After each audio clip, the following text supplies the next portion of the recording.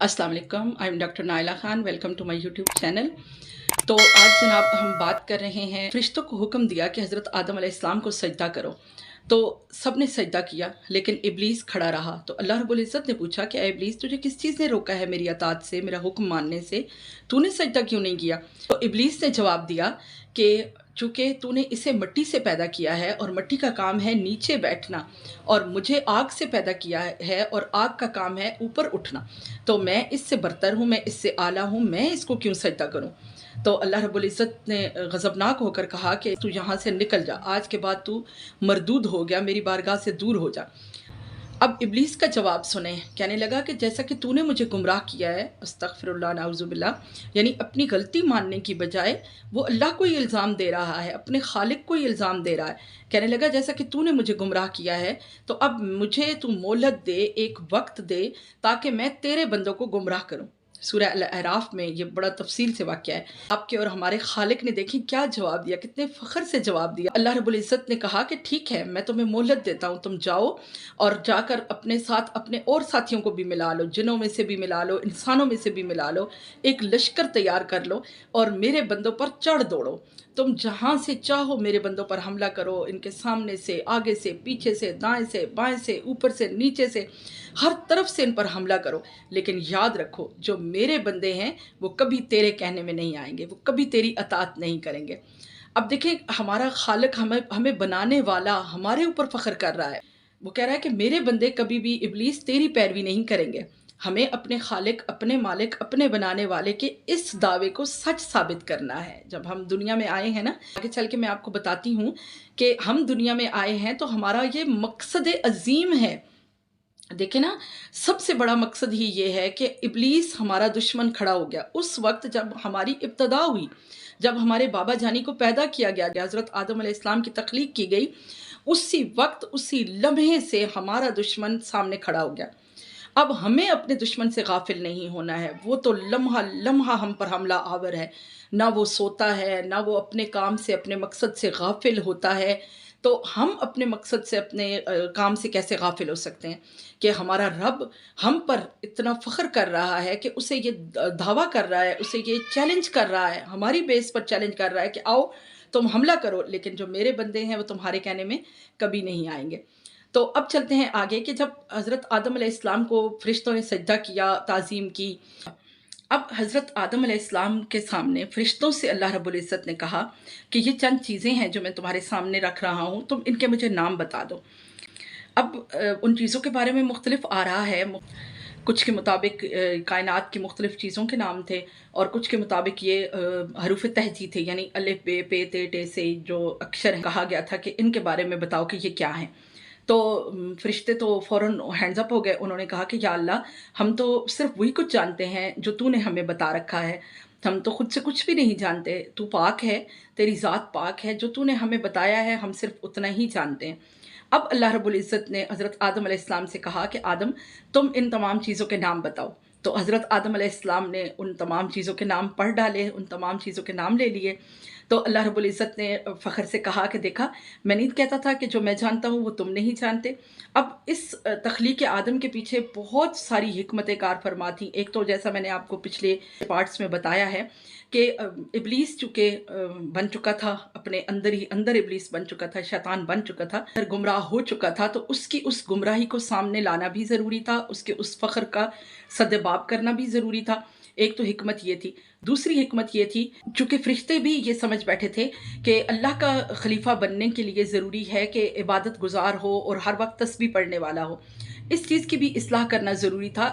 हमारे खालिक ने ये बताना था कि नहीं, सिर्फ़ तस्बीह ही ज़रूरी नहीं है। अल्लाह का खलीफा और उसका नायब बनने के लिए, उसकी कुर्सी पर बैठने के लिए ज़रूरी नहीं है कि वो सिर्फ़ तस्बीहात ही करने वाला हो, बल्कि उससे भी ज़्यादा ज़रूरी ये है कि उसे नॉलेज हो, उसे इल्म हो। इल्म की फ़ज़ीलत तस्बीह से भी ज़्यादा है। ये साबित करना था कि अगर तुम्हारे पास नॉलेज है, तुम्हारे पास इल्म है और उसके साथ फिर तस्बीह है, तो फिर तुम खलीफा बनने के वक़्त से फ़रिश्तों की तो इस्लाह हो गई। उन्होंने तो फ़ौरन तौबा की और कहा कि हम तेरी बारगाह में तौबा करते हैं, रुजू करते हैं कि हम वो नहीं जानते जो तू जानता है। अब यहाँ आके शैतान अलग हो गया। अब हमारे खालिक ने हज़रत आदम अलैहिस्सलाम को जन्नत में भेज दिया। वो जन्नत में घूमते फिरते हर एक नेमतें, हर एक चीज़ उन्हें वहाँ पर मुयस्सर, जहाँ जहाँ जाते आप देखते कि वहाँ पर हर तरफ अल्लाह की तजल्लियाँ, अल्लाह का नूर था, सारी हर चीज़ मुयस्सर थी, यानी जिस चीज़ की वो ख्वाहिश करते वो उनके सामने होती। लेकिन क्या था कि उनका दिल नहीं लग रहा था। हर नेमत होने के बावजूद आप बहुत उदास, बहुत परेशान से रहते। खालिक ने जब देखा कि मेरा बंदा खुश नहीं है, मुतमईन नहीं है, पुरसुकून नहीं है, तो उनके दिल में झाँका। हज़रत आदम के दिल से यह आवाज़ आ रही थी कि मेरे जैसा तो यहाँ कोई भी नहीं है।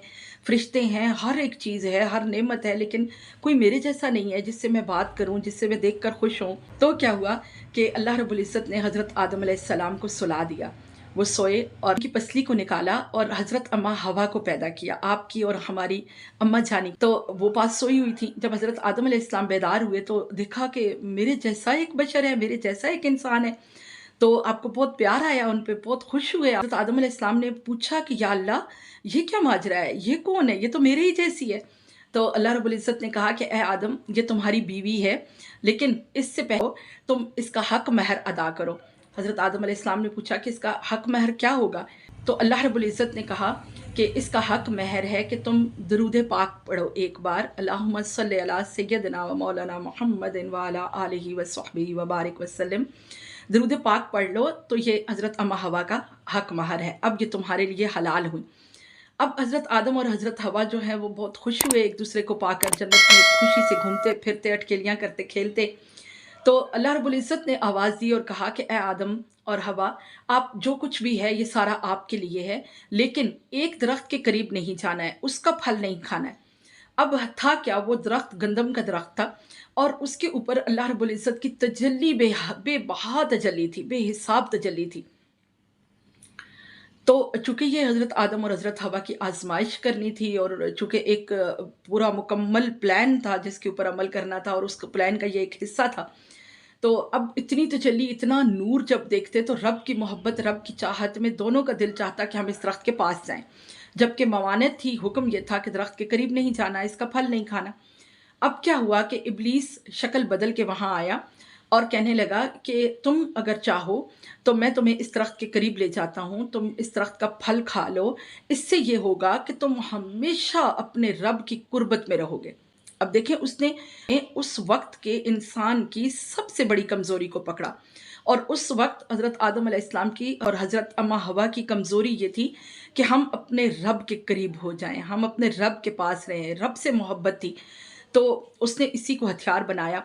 तो याद रखें कि इब्लीस का यही सबसे बड़ा हथियार होता है कि आपके दिल में किस चीज़ की सबसे ज़्यादा चाहत है, वो उसी चाहत को आपके लिए गुमराही का वसीला बना देता है।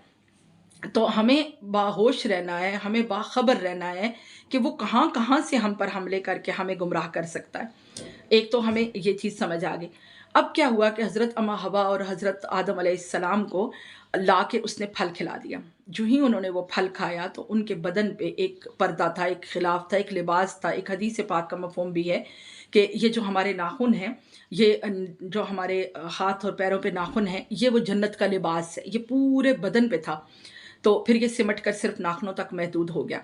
तो अल्लाह रब्बुल इज़्ज़त ने जब देखा कि उन्होंने ये फल खा लिया है और उनकी शर्म की जगहें जो हैं वो उन पर अयां हो गई, उनका लिबास उतर गया, तो वो बेपर्दा हो गए और दरख्तों के पत्तों से अपने बदन को ढाँपने लग गए और शर्मिंदा हुए, परेशान हो गए। तो अल्लाह रब्बुल इज़्ज़त ने अब उन्हें आवाज़ दी और कहा कि ए आदम, मैंने तुम्हें नहीं कहा था कि इस दरख्त के करीब ना जाना, इसका फल ना खाना। अब ये है कि तुम दोनों ही उतर जाओ, शैतान भी चला जाए और तुम भी चले जाओ, आदम तुम भी उतरो, ज़मीन पर उतरो तुम दोनों, और इसके बाद तुम दोनों हमेशा हमेशा के लिए क़यामत तक एक दूसरे के दुश्मन रहोगे। अब हमारा खालिक हमें आगाह कर रहा है कि तुम्हारी इस मशीनरी को ख़राब करने वाला तुम्हारे साथ ही ज़मीन पर उतर रहा है। अब तुमने बाखबर रहना है। अगर अपने आप को कामयाब करना है, अपने आप को खुश रखना है, सेहतमंद रखना है, तो तुम्हें अपने इस दुश्मन से बाखबर रहना है, इससे बचना है। तो हज़रत अम्मा हवा और हज़रत आदम अलैहिस्सलाम को अल्लाह रब्बुल इज़्ज़त ने ज़मीन पर उतार दिया। दोनों को अलग-अलग मकामात पर उतारा गया। बहुत अरसा तक वो रोते रहे, अल्लाह से माफ़ी माँगते रहे। अल्लाह रब्बुल इज़्ज़त ने कुरान पाक में बताया है कि अब आदम अलैहिस्सलाम ने वो कलमात सीख लिए माफ़ी के, تو जिनकी वजह से उन्हें माफ़ी मिली। और फिर ये हदीस पाक में और उलमाए किराम बयान करते हैं कि हज़रत आदम अलैहिस्सलाम रो रो के कई सालों तक माफ़ी मांगते रहे अल्लाह से, लेकिन माफ़ी नहीं मिल रही थी। तो उन्होंने वसीला पेश किया और कहा कि या अल्लाह, तुझे हज़रत मोहम्मद मुस्तफ़ा सल्लल्लाहु अलैहि वसल्लम का वास्ता है, उनके वसीले से मैं तुझसे माफ़ी मांगता हूँ। तो अल्लाह रब्बुल इज़्ज़त ने कहा कि ए आदम, तुम मोहम्मद सल्लल्लाहु अलैहि वसल्लम को कैसे जानते हो? तो हज़रत आदम अलैहिस्सलाम ने कहा कि या अल्लाह, जब मेरी तख्लीक हुई और मैंने तेरे सामने मैं सजदा रेज़ हुआ, तो मैंने जब सर उठाया तो मैंने देखा कि अर्श के पाए पर एक तरफ ला इलाहा इल्लल्लाह और दूसरे पाए पर मोहम्मद रसूलुल्लाह सल्लल्लाहु अलैहि वसल्लम लिख रखा था। तो मैं उसी वक्त जान गया कि तेरे नाम के साथ जिस हस्ती का नाम है, यकीनन वो तुझे सबसे ज़्यादा महबूब है।